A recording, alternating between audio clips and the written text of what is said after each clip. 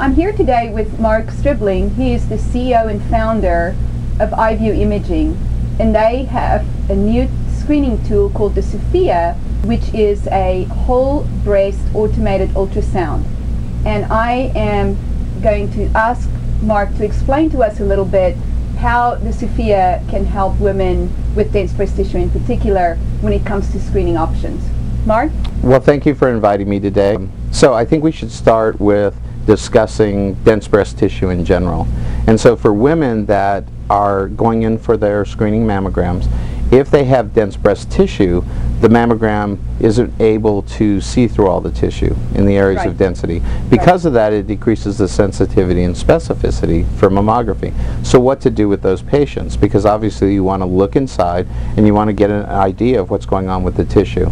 So what you would do today is you can actually go to a diagnostic procedure, which would be ultrasound. What we've done is we've automated that process. So we started with the patient and said, how can we make it comfortable for the patient but provide the radiologist with state-of-the-art images, but also tomographic or whole breast images of the breast overlapping so that we can present the whole breast to the radiologist for review. And when you say comfortable, because I've had a lot of mammograms and part of the problem is it's so very painful. So when you say making it comfortable, what exactly do you mean by that? Well, on our Sophia system, what you do is the patient self-positions, so no one has to touch their breast. They position themselves in an aqueous bath of warm fluid.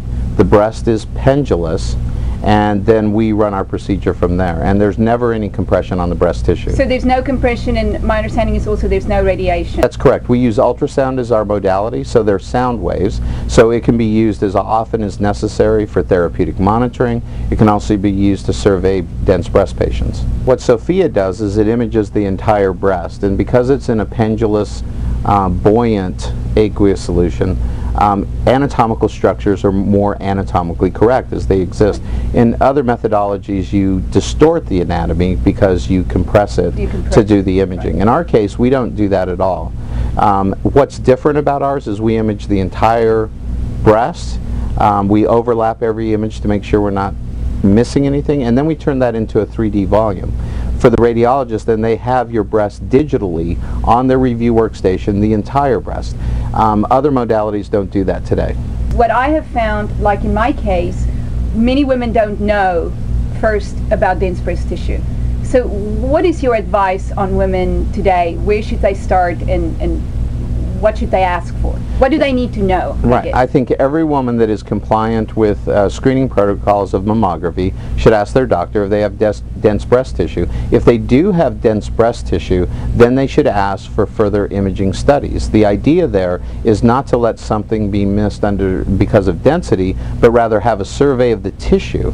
And that's all women really want, is they want to know what's going on in my breast for this annual event. So in the case of dense breast tissue, ask your doctor for further imaging studies of the entire breast bilaterally, so that at least for that year you understand what's going on from a physiological or a histological basis in the breast. The fact that today we say early prevention is early cure, and the risk for dense breast tissue is that it may not be detected early, right? That's exactly right. As a matter of fact, there's a special name for cancers that occur in women with dense breast tissue, and they're called latent carcinomas. And the reason for that is they were found later than they normally would have been seen if it had been fatty breast tissue. So the medical literature describes dense breast tissue now as a risk factor. So for those patients, they should have additional imaging of some type to, again, get a survey, get a baseline. It may be perfectly normal.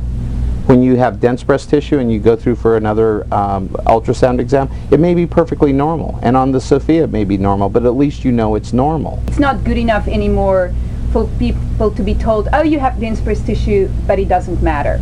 Don't worry about it. I think we need to worry about it, and we need to understand what our risk is. To me, knowing that you have dense breast tissue is like knowing whether you have high cholesterol.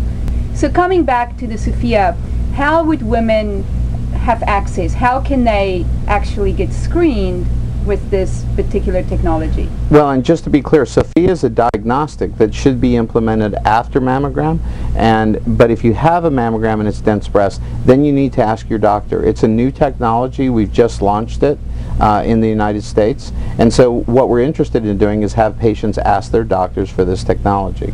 We're actively marketing it, and we think it's a nice solution because it's more like a day at the spa for the patient, okay, but it gives you more information on the radiologist side. And so we think the combination of those two things is going to give clinicians and patients a better option when looking at bilateral whole breast ultrasound.